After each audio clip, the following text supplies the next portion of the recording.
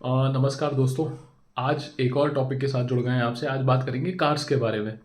दोस्तों, बहुत सारे हम लोगों में से ऐसे लोग होंगे जिनको कार्स बहुत पसंद है। जब हम छोटे थे, देखते थे कार्स रोड पे, तो हम सोचते थे एक ना एक दिन हमारे पास भी ऐसी कार होनी चाहिए, क्योंकि कार एक ऐसी चीज़ है जो बहुत ही फैसिनेटिंग लगती थी। जब उसमें बैठते थे तो बहुत ही कंफर्ट लगता था। बस के धक्के जब खाते थे तो समझ में आता था कि कार की क्या लग्जरी है और क्या मज़ा आता है कार में बैठ के। लेकिन दोस्तों, वो 90s का टाइम था, अर्ली 2000s का टाइम था। अब 2025 में कार कोई लग्जरी नहीं है।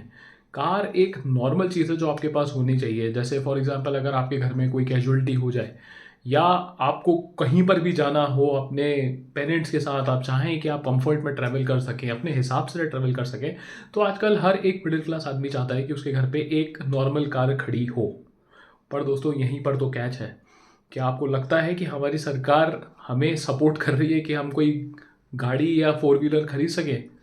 दोस्तों, मैं आपको एक बात बताता हूँ। मेरे दोस्त ने XUV 700 परचेस करी है। ठीक है दोस्तों, तो 14 लाख की एक SUV 700 परचेस करने के लिए उसे कितना रुपया देना पड़ा?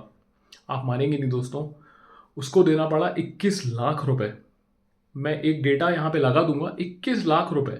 मतलब जो 14 लाख की गाड़ी है, आप उस पर 28% GST दे रहे हैं, 28% GST। और उसके बाद उस पर सेस दे रहे हैं। मतलब कहाँ जा रहे हैं हम? कैसे अफोर्ड करेंगे गाड़ियाँ? आप सोच रहे हैं हमारी इनकम, इनकम पे टैक्स। ठीक है, हम गाड़ी खरीदने जा रहे हैं, गाड़ियों पे टैक्स। और टैक्स भी ऐसा वैसा नहीं, बहुत ही ज़्यादा टैक्स। और टैक्स हम गाड़ी उन गाड़ियों पे दे रहे हैं जिनको हम बिना ग्राउंड क्लियरेंस चेक करे हुए अपनी रोडों पे नहीं उतार सकते। क्या हमारी रोडें उस लायक हैं? नहीं। उसके बाद हम फिर रोड टैक्स भी देते हैं। कैसे देते हैं? अगर हम वही गाड़ी जिस पे हम ऑलरेडी टैक्स दे रहे हैं, उसको अगर हम लेके हाईवे पे जाते हैं, जगह जगह टोल टैक्स है दोस्तों। जगह जगह टोल टैक्स है। जब हम टोल टैक्स पे जाएंगे तो टोल टैक्स 30 रुपये, 50 रुपये, 100 रुपये करके 200 किलोमीटर की जर्नी के लिए ऑन एन एवरेज, मैं MP की बात कर रहा हूँ, हमसे 200 से 250 रुपये ले लेता है। मैं कार की बात कर रहा हूँ। और हर बार जब मैं इस रोड से जब जाऊंगा तो मुझे पैसे देना पड़ेगा, जब आऊंगा तब पैसे देना पड़ेगा। ये कहाँ का न्याय है? तो पहले मैं जो कमा रहा हूँ उस कमाने पे इनकम टैक्स दे रहा हूँ 30%, मैं गाड़ी ले रहा हूँ, गाड़ी पे 40%, 45%, यहाँ तक कि 50% तक टैक्स दे रहा हूँ। उसके बाद जब मैं रोड पे निकल रहा हूँ वो गाड़ी लेके, तो मेरे को अच्छी रोड नहीं मिल रही है, लेकिन उसके बाद भी मैं टोल टैक्स दे रहा हूँ जो कि बहुत भारी है। उसके बाद आप जब गाड़ी लेंगे तो आप गाड़ी चलाएंगे। ऑब्वियसली जब आप गाड़ी चलाएंगे तो आप उसमें पेट्रोल या डीजल डालेंगे। अगर हम पेट्रोल की बात करें तो पेट्रोल आज कितना है? ऑन एन एवरेज इसको 100 रुपये लीटर ले लेते हैं, 100 रुपये लीटर पेट्रोल। लेकिन आपको लगता है कि ये 100 रुपये लीटर पेट्रोल होता है? पेट्रोल का भाव होता है मात्र 40 रुपये। मैं सिर्फ एक एवरेज ले रहा हूँ, बाकी 60 रुपये सरकार सिर्फ टैक्स ले रही है। मुझे नहीं समझ में आता ये कौन सा कंपाउंड टैक्स है जो गवर्नमेंट ले रही है हमसे और जो कभी खत्म ही नहीं हो रहा है।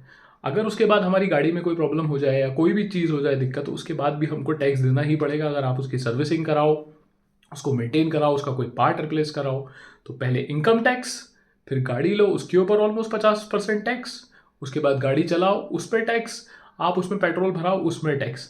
तो एक नॉर्मल गाड़ी जो एक शोरूम 6 लाख रुपए की है, वो आज की डेट में 10 लाख रुपए से कम की नहीं पड़ रही। क्यों? जिसकी वजह है इनकम के ऊपर टैक्स, जिसकी वजह है रोड टैक्स, जिसकी वजह से गाड़ियों पे बेहिसाब टैक्स। दोस्तों, ये एक छोटा सा वीडियो था जो बनाया था ये समझने के लिए कि यार कार्स के ऊपर जो टैक्स है वो कितना भारी पड़ता है मिडिल क्लास लोगों को। आपको क्या लगता है? प्लीज़ मुझे लिख के बताइएगा इस वीडियो में कि आप क्या सोचते हैं टैक्स के बारे में। क्या ये टैक्स फेयर है? क्या हम जो गाड़ियों के लिए टैक्स भर रहे हैं, रोड के लिए टैक्स भर रहे हैं और उसके बाद जो टोल टैक्स भर रहे हैं, उसका हमें रिटर्न मिलता है? क्या वैसी रोडें मिलती हैं? क्या आपके अंदर वैसी रोडें हैं? क्या आप खुश हैं जिस हिसाब से इस समय चीज़ें चल रही हैं या जिस तरीके से हमारा देश फंक्शन हो रहा है? मुझे नहीं लगता हम लोगों में से ज़्यादातर लोग गाड़ियाँ अफोर्ड कर पाएंगे आने वाले टाइम में, क्योंकि जो आज के टाइम में 40-50% लगा रहे हैं टैक्स, वो आगे चल के 100% हो जाएगा अगर ऐसे ही चलता रहा तो। अभी भी 100% टैक्स है, लेकिन उन गाड़ियों पे है जो बाहर से इम्पोर्ट होती है, उस पर सरकार 100% टैक्स लेती है। मतलब एक गाड़ी की कीमत। तो आप सोचिए कि कहाँ से कहाँ जा रहे हैं हम, और कैसे हम एक नॉर्मल परिवार होके, मिडिल क्लास होके हम गाड़ी अफोर्ड कर सकते हैं। या हम ये समझें कि गवर्नमेंट चाहती है कि हम सिर्फ बसों में धक्के खाएं, और बसों में धक्के खाने के लिए भी हमारे पास वैसी बसें नहीं है, ना हमारे पास वैसी रोडें हैं, वहाँ हमारे पास ऐसा इंफ्रास्ट्रक्चर है अभी।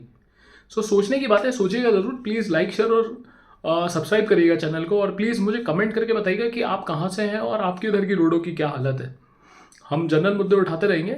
मिलते हैं किसी और वीडियो में किसी और टॉपिक के साथ। तब तक थैंक यू।